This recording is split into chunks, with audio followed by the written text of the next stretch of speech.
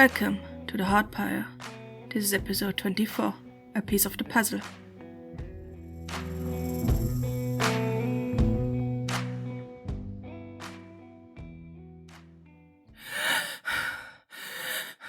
Rena awoke with a startle. The heat that had felt so real on her skin just a moment ago, slowly vanishing. She was drenched in sweat, the heartbeat in her ears drowning out any other sounds. She didn't notice right away that she couldn't see anything even though her eyes were wide open. She blinked a few times, frantically, thinking that maybe her eyes just hadn't woken up yet, but nothing changed. She was still surrounded by total darkness. Why couldn't she see? Where was she? Had someone buried her? Was that why the air felt so stifling, so damp? Why she kept breathing and breathing and breathing and breathing, but still felt like she was suffocating? The blanket on her chest felt like lead, holding her body in place, impossible for her muscles to move.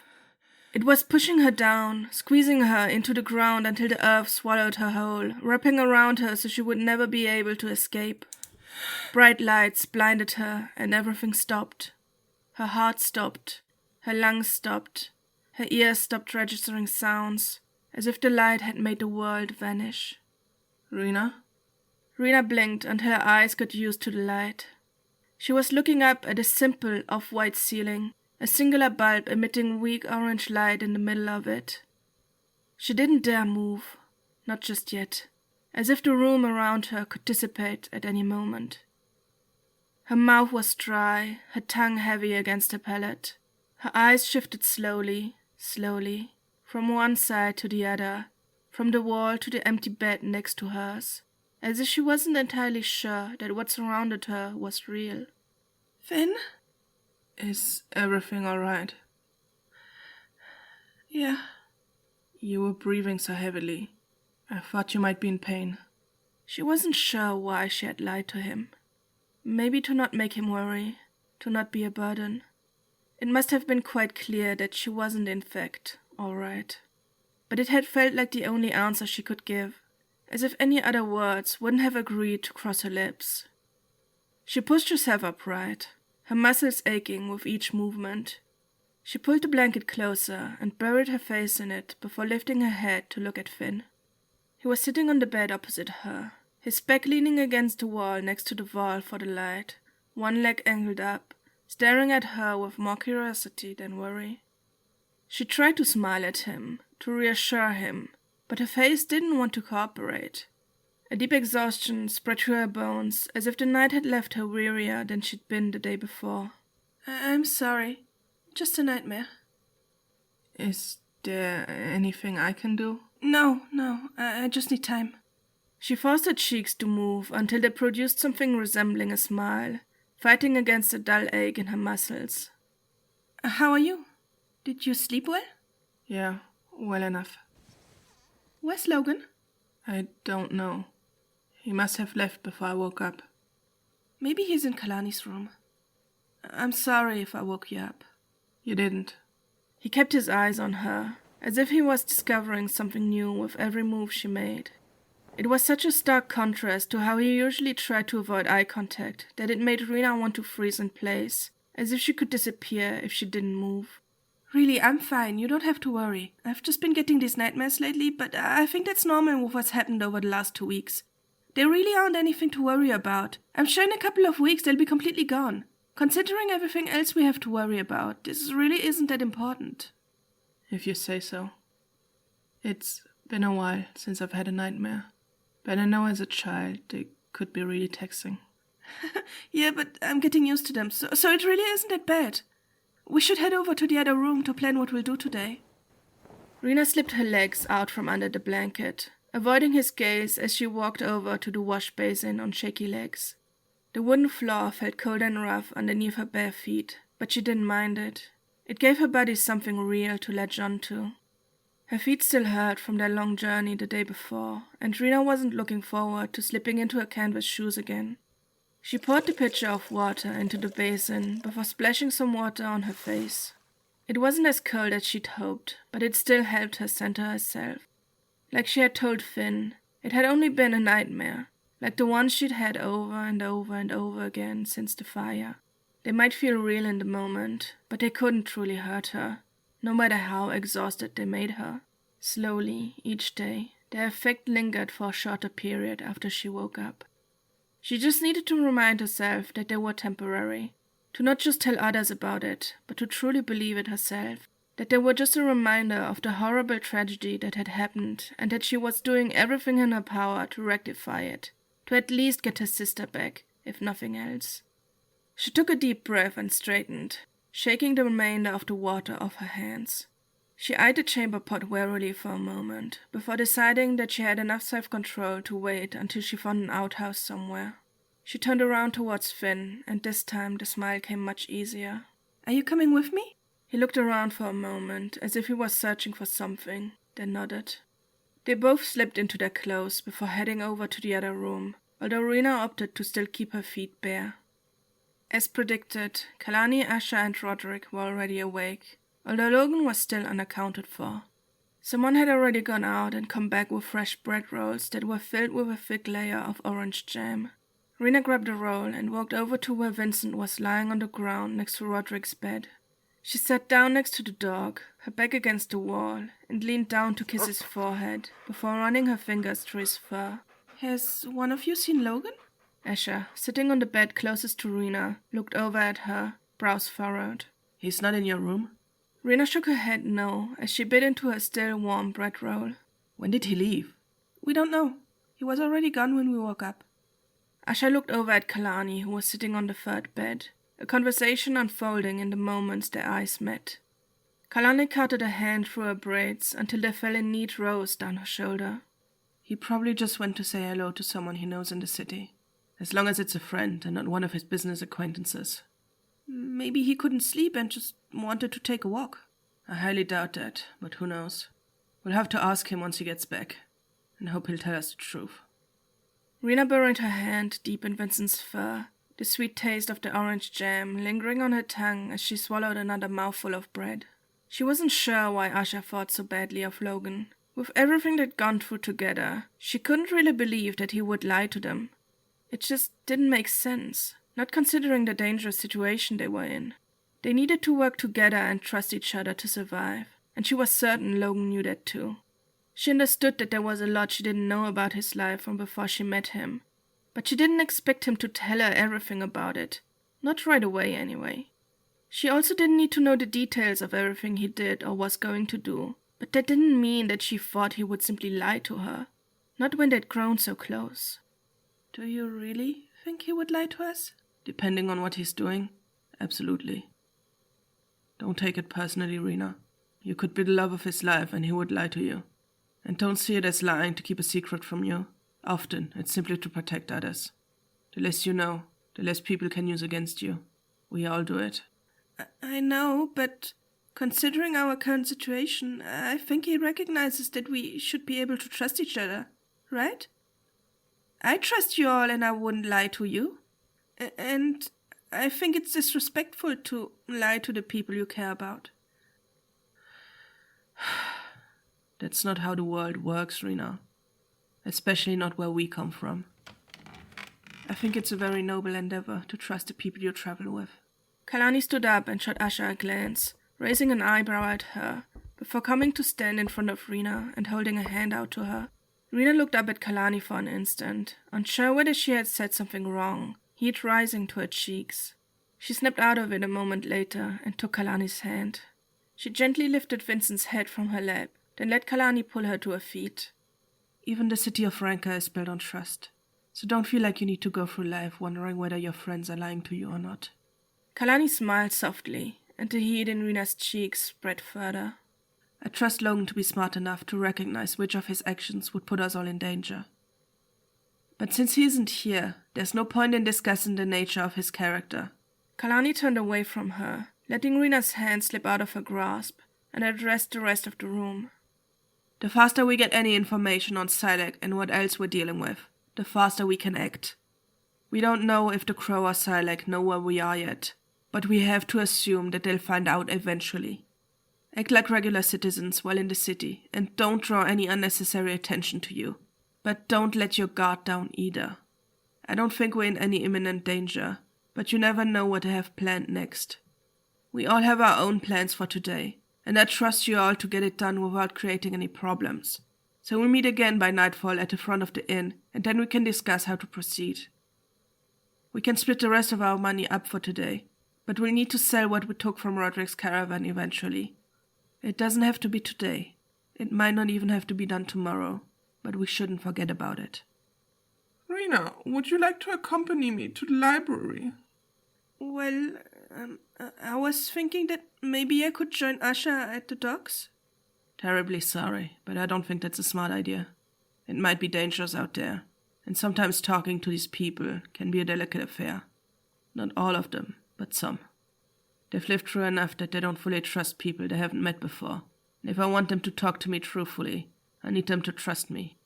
Oh, yes, that makes sense.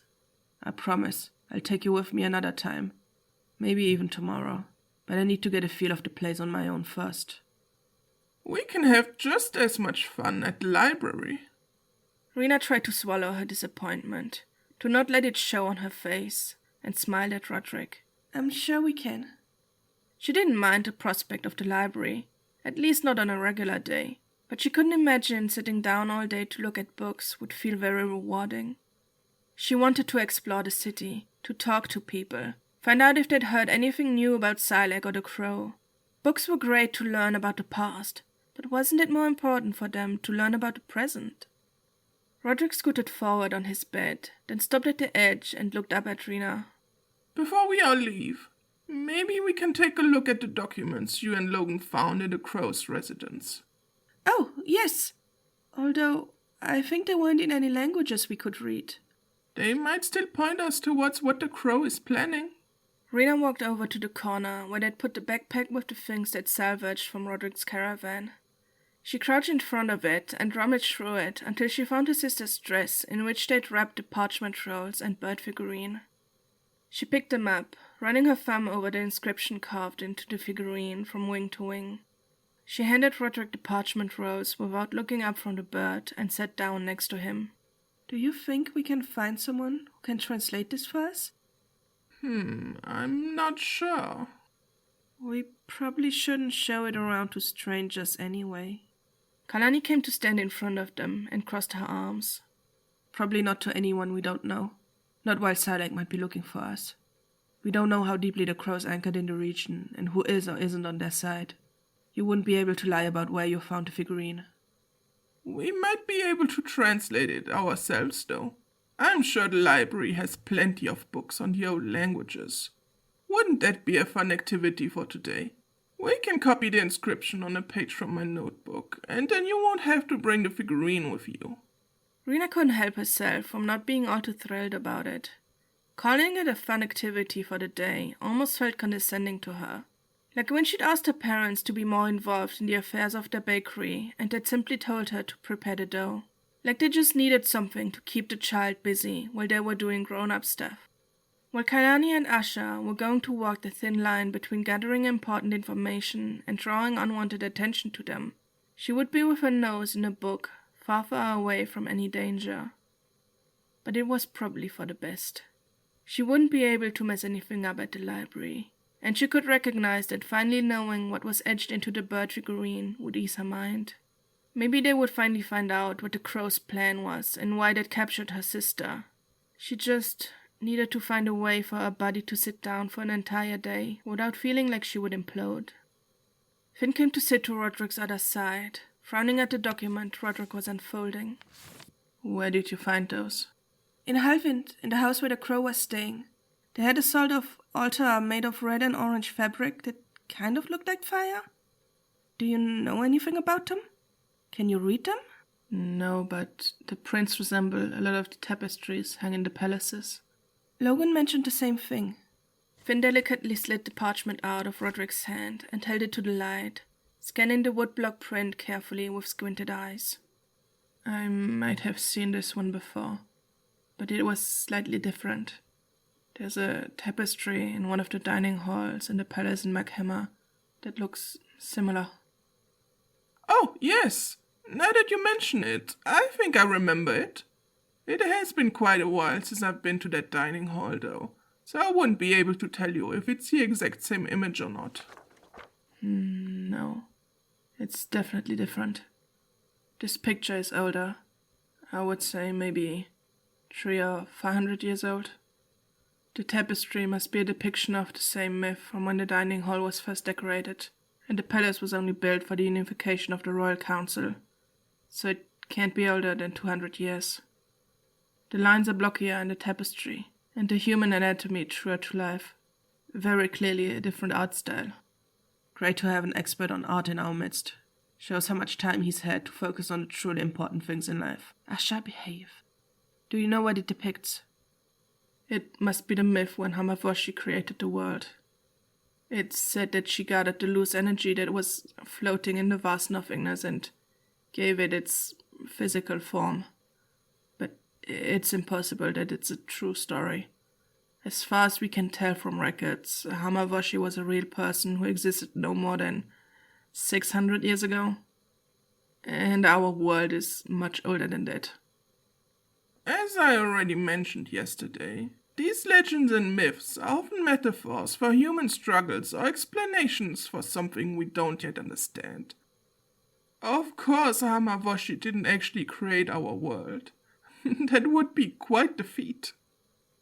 Rena frowned at the print, at how lines swirled from the edges of the parchment towards the center and formed a sphere, a figure resembling a woman surrounding it, almost as if she could barely fit into the box the image provided her, her body wrapped around the sphere as if it was forming in her arms.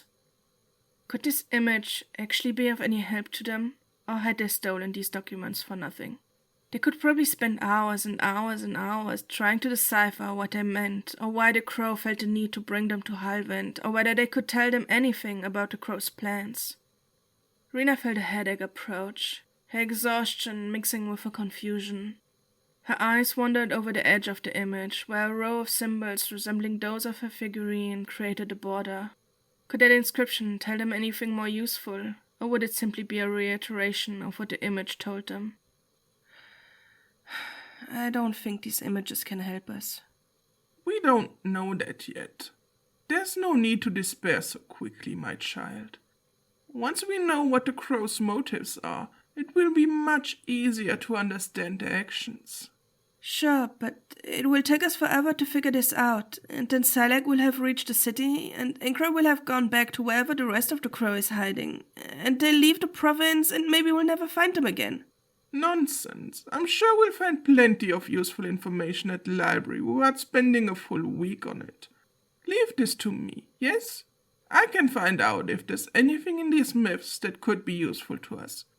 You can concentrate on deciphering the figurine's inscription. I understand your concerns, Rena, but Rodrick has a point. If we want to be able to predict what the crow is planning next, we need to understand why they're doing the things they're doing, and how it's possible that Silac can suddenly control other people. Maybe these documents will point us towards an answer. Maybe they'll tell us if more people like Silac could exist.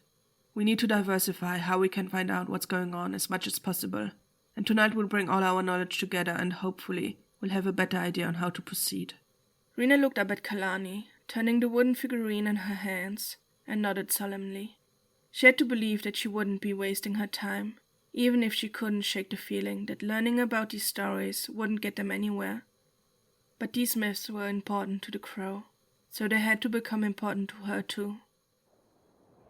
They left Vincent in their room, as they couldn't bring him to the library. They'd fed him and gone for a short walk with him, so he would be more than fine on his own. But Rena didn't like the idea that he was all alone in a difficult-to-reach place far away from any of their group.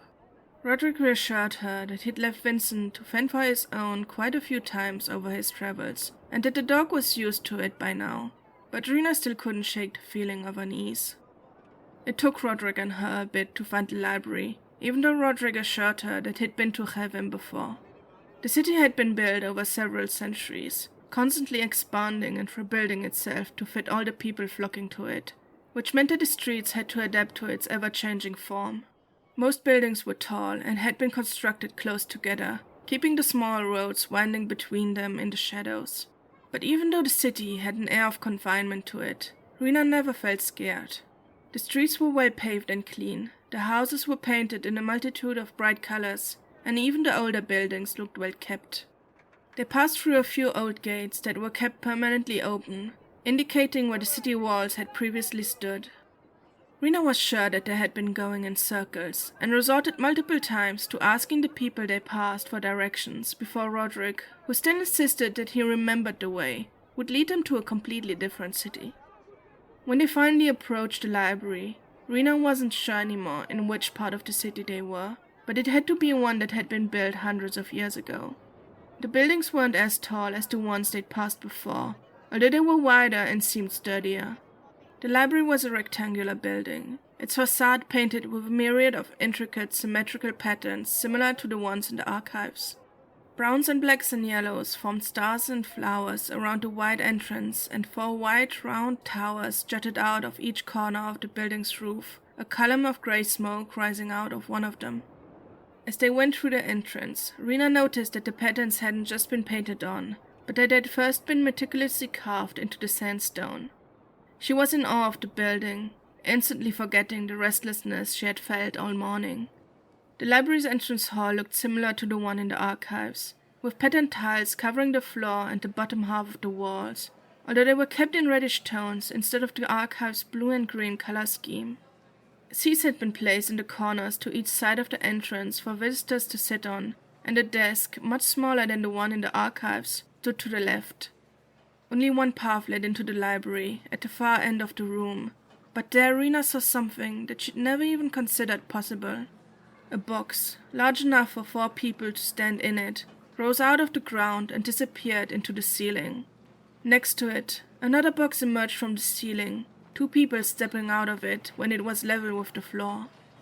Rena barely even registered that Rodrick was talking to one of the clerks, too fascinated by these rising boxes. Did they travel through the entire building? But then where did they go once they'd reached the roof or the basement? They had to go around in circles. Did the same machine that moved Roderick's caravan also make these boxes rise and fall? It certainly had to be a machine. It would be impossible for human hands to lift these over and over again. Rodrick turned back to her and gently put a hand on her back, urging her to walk forward. What is that? Oh yes, they added these only recently. Had to entirely shut down the library for a few months to build it.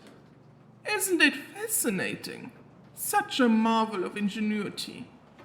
Do you want to try it out? What? We only have to go up 1 floor, but if we're already in the presence of such a wonder, why not use it, right? Rena stared at the contraption, fear rising in her at the thought of stepping into one of these moving boxes, although it quickly mixed with excitement. She nodded, not taking her eyes off the strange device. As they approached it, she took hold of Roderick's arm, following his lead as he stepped into the box when it was level with the floor. She stumbled in, not used to the ground underneath her feet moving so abruptly, and lost her grip on Roderick's arm. She fell against the back wall of the box, quickly turning around and pressing her back against it. With wide-open eyes, she saw how the entrance hall disappeared and the box plunged into darkness, although enough light still pierced past the front of the box that she could see the texture of the wall in front of her. Before she had time to panic, light reappeared at the top of the opening. Rodrick took her arm again, leading her to the front of the box as a spacious reading hall appeared before them. Climbing out of the box was more daunting than climbing into it, and Rena ducked as she hopped out to make absolutely sure she wouldn't be crushed. Well, wasn't that fun? Rena turned around and observed the boxes rising and falling at their leisurely pace, as if nothing could ever go wrong. A wide smile appeared slowly on her face, dissipating the fear she had felt only moments before. Yes. And we can go back on it when we leave. Didn't I tell you there was plenty of fun to be had in the library? I didn't know something like this existed. Oh yes, and a myriad other just as interesting things. I think that's what I miss most about McHammer, working on these new marvels. You made these? No, not on this one. There was a friend of my son's who figured this beauty out. You have a son? Had. He sadly passed away a few years ago. Oh. I'm truly sorry to hear that. Rodrick waved her concern away, but before he could reply, a clerk approached them to greet them and led them to an empty table. Rodrick explained to Rena that they weren't allowed to go into the rooms that held the books, and that they were instead supposed to tell a clerk what exactly they were looking for, and the clerk would then bring them the books, which would be chained to the table. Rodrick took the lead in explaining what they needed, and once the book arrived, Rena was almost too scared to touch them in case she ripped one of the pages of what was clearly considered a very valuable object. A few hours passed, and Rena could feel her heartbeat hammering incessantly in her head again. The initial wonder of the library had faded, and all that was left was her frustration with the research at hand. The symbols of the old language, the one she'd found out was called Morishim, had started to flow together, becoming one big mass on the page in front of her. She had managed to piece together how the letters on the bird figurine should be pronounced. Vishek, if she wasn't mistaken. Although by the time she was done deciphering the word, she was certain that Morishim used sounds that her own language didn't have. But finding the approximately correct pronunciation seemed to be the easy part. Finding out what the word actually meant was 1,000 times more difficult. Of course, Morishim hadn't simply been one language. No, that would have been much too simple. There had been regional differences that had all evolved over time, so that the same pronunciation meant slightly different things in ancient Eastern Morishim than it did in the more modern form of Southern Morishim. According to her research, Veshek could either mean endurance, he survives, or a very specific form of chance that was tied to the concept of living that Rena didn't quite understand. Which meaning the inscription on the figurine held was impossible to know. She hadn't found out anything about whether this word had ever been used as a prayer or charm or other symbol, although she had found mentions of other words being used in such manners.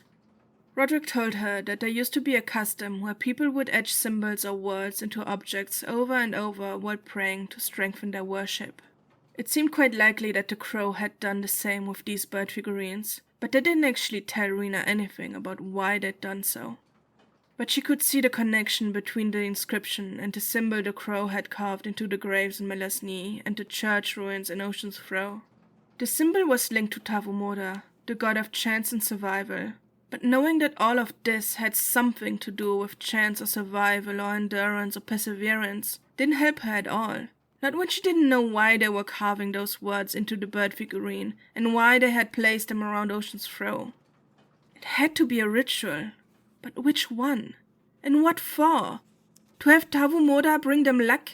To give people like Silac strange abilities that no other human had ever had before?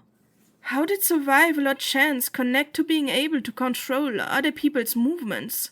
And if that god truly existed, which Rena doubted, but at this point she had to admit that anything could be possible, why did he agree to help such heartless murderers? And why did they need her sister for any of this? I can't do this anymore. What did you say? The books are giving me a headache. Knowing what the inscription means doesn't actually help us figure out what the crow is planning. I feel like we're just wasting our time. One little piece at a time, my dear child. It is quite clear now that the inscription ties back to Tavumoda, and with the region-specific symbol the crow used, and the particularities of the practices, we can search for specific rituals or beliefs that could explain their behavior to us. But it takes so much time. Silac will have found us before we figured out what it means. What do any of these symbols have to do with burning down entire villages and killing hundreds of people? Patience, my child, patience. Knowledge wants to be chased. It wouldn't be very rewarding if there were no sacrifices in our pursuit of it, now would it? And our current sacrifice is our time. I'm sure these books will help us resolve the mystery. We just need to find the right ones. And as luck would have it, this building is filled with all sorts of books. You just have to think of it similar to the archives, jumping from one document to the next. We just don't have the margins to tell us how to continue this time. But I think that makes it more fun. I need a break. I'm gonna go take care of Vincent. I'm sure he needs some fresh air. And I might try to sell some of the things we salvage on the market. Get that done while we aren't in imminent danger. I think that's a brilliant idea, my child. And once you've worked off your frustration, you can come back here and help me figure out the rest of this mystery. Yeah. It might be a while, though. At least she got to use the moving box again as she left the building. Stepping into it alone was 1,000,000 times more daunting than having Rodrick by her side, and she let 2 boxes pass by her before she found the courage to move forward. She couldn't keep her face from smiling, however, even though a nervous knot was forming in the pit of her stomach. She stepped out quickly, afraid that if she didn't exit where she was supposed to, she'd disappear somewhere she could never get back from. She turned around and stared at the boxes, people streaming past her to step in, some more confident than others. She clutched the leaf-shaped pendant and ring around her neck as she watched the boxes rise and fall. She turned back around, happy that the library had at least shown her one exciting thing, and stopped right away.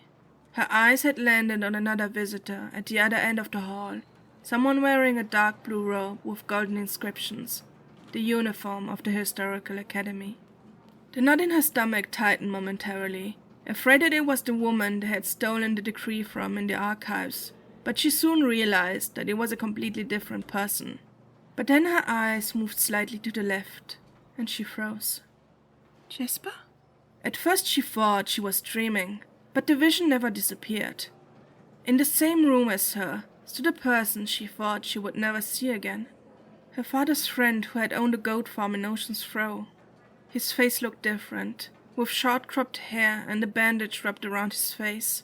Dark rings adorned the underside of his eyes, and he was holding himself upright with a crutch. Rena rushed forward before she could consider whether it was a good idea or not. Jasper! Rena? His green eyes were bloodshot, and a fresh burn wound peeked out from underneath the bandage. You're alive! What are you doing here? Before Rena could answer, the third person who had been standing next to Jasper pushed himself between them and held a hand out to Rena. So, you're the infamous Rena. Hello, hello. So nice to finally meet you.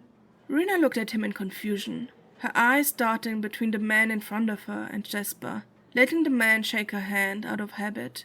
He had pale skin with a reddish tint, a patchy reddish-brown beard, and clothes that looked like they'd been stolen from a nobleman's estate 50 years prior, and had since been kept in a humid cave. My name is Deacon. I believe that you're traveling with an acquaintance of mine. Is that correct?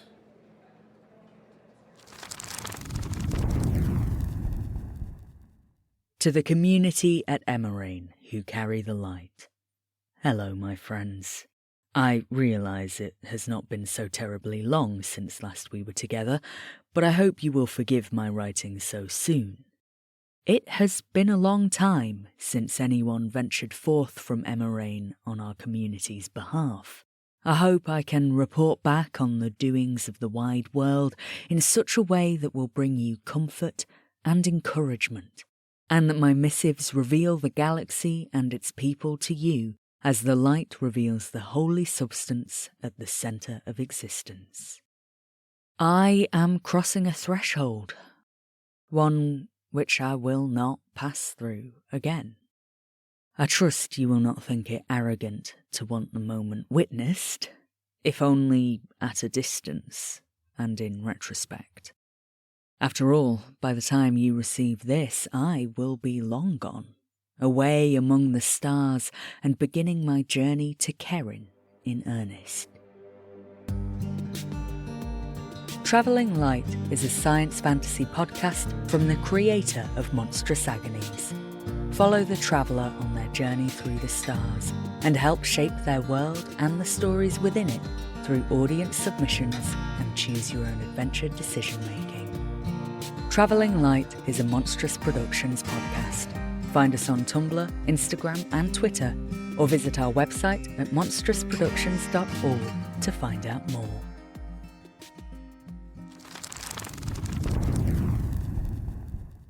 Three paths lay in front of us on which the story could continue. On the first path, Rena brings Deacon and Jasper back to the rooms in the Broken Mast Inn and waits for her companions there. On the second path, she searches for her companions in town and brings Deacon and Jasper to them. On the third path, she tries to get away from Deacon and Jasper and report the situation to her companions. You can cast your vote by going to the show's Twitter page, the Tumblr page, or on theheartpire.com. You have until February 15th to cast your vote. If you like this podcast, consider leaving a review or supporting it on Ko-fi or Patreon. One of the tiers on Patreon lets you vote for the alternative timeline, in which you can make Rena take a different path. You can also get the novelisation of the first season as an ebook and paperback from most major retailers. You can find transcripts for each episode, character art, and a map of the kingdom on theheartpire.com. The intro music is Lonely Dusty Trail by John Prestone. The Heartpire is written and produced by me, Audrey Marta. Thank you for listening.